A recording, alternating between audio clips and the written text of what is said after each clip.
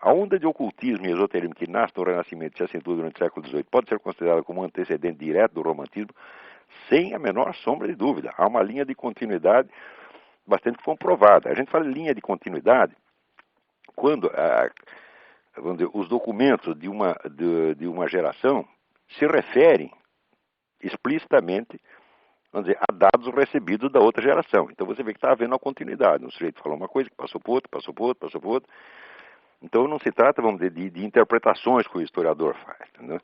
Quer dizer, essas linhas de continuidade hoje estão já bastante comprovadas.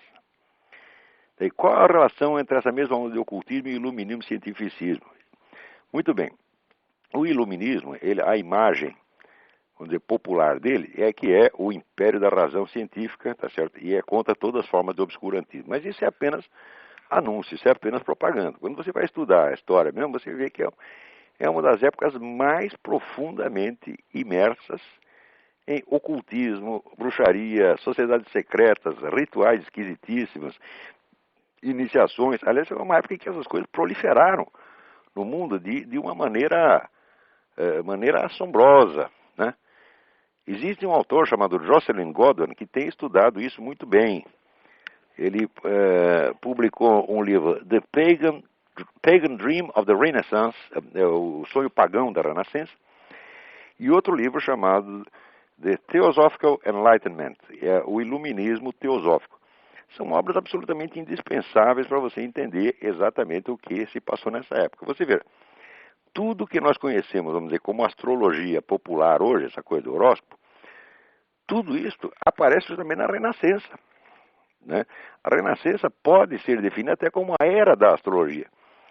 Foi a era em que apareceram os grandes astrólogos do Ocidente, como Morin de Villefranche, Jerônimo Cardano e outros tantos. Todos os clássicos da astrologia são dessa época. A astrologia se tornou uma verdadeira mania na Renascença. Junto com a astrologia também, vamos dizer, a alquimia. A alquimia, pela qual a pessoa tem um certo interesse, mas um interesse modesto durante a Idade Média, na Renascença explode aquilo. Né? E tudo isso passa da Renascença, vamos dizer, para o Iluminismo. Na época do Iluminismo, então, era vamos dizer, a mania dos fluidos animais, né, do tal do Anton Mesmer, e havia, foi quando começam, vamos dizer, as primeiras experiências psíquicas, cuja moda se propagou até o século XX, tudo isso começa nesta época. Todos os luminares, né, os líderes do iluminismo, Voltaire, Diderot, D'Alembert, estão todos metidos em sociedades secretas, esotéricas ou pseudo-esotéricas, como quem chama, todos eles. E sem você estudar essa parte, você não entende realmente o que eles estão falando. Porque muito, vamos dizer, da imagem externa de racionalismo, de cientificismo, etc., é apenas uma fachada. Quer dizer, é uma ideologia criada, vamos dizer, para, de certo modo, encantar as pessoas e encobrir até a parte irracional da história. Na parte irracional você existe, por exemplo, uma seita que foi terrivelmente influente nesta época, é de um sujeito chamado Sebastian Frank. Sebastian Frank era um sujeito que meteu na cabeça que o objetivo dele na vida era esculhambar com o judaísmo. Tá certo? Então, para isso, ele criava um pseudo-judaísmo, tá certo? Que era praticado pelos membros da sua sociedade secreta, ao mesmo tempo que, publicamente, alguns deles mantinham uma identidade de judeus ortodoxos e outros passavam para o cristianismo. Ele queria esculhambar, na verdade, o judaísmo e o cristianismo, mas o judaísmo era mais fácil porque era mais pequenininho, tá, né? Então é curioso você ver que tudo o que mais tarde veio a acontecer na Igreja Católica, né, sobretudo nos anos 60, com esta tremenda infiltração do comunismo, né, dentro da Igreja, hoje já é uma coisa comprovada, sobretudo nos livros desse historiador Ricardo de la Sierva. Tudo isso que a Igreja passou nos anos 60 do século XX, o judaísmo já tinha passado 150 anos antes, 150 anos ou mais, graças, sobretudo, a esta seita desse senhor Sebastian Frank. Né?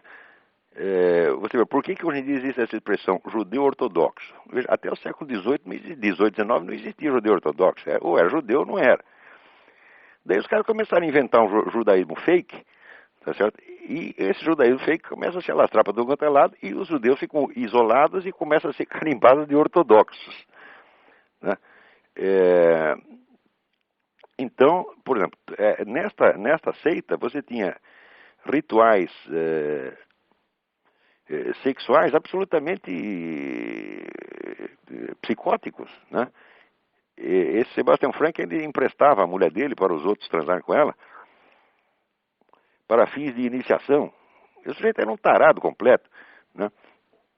Então, toda esta parte obscura do iluminismo, que constitui 98% dele, é geralmente ignorado pelo público. O pessoal tem essa ideia ingênua, né, de que era a época da razão e das luzes, etc, etc.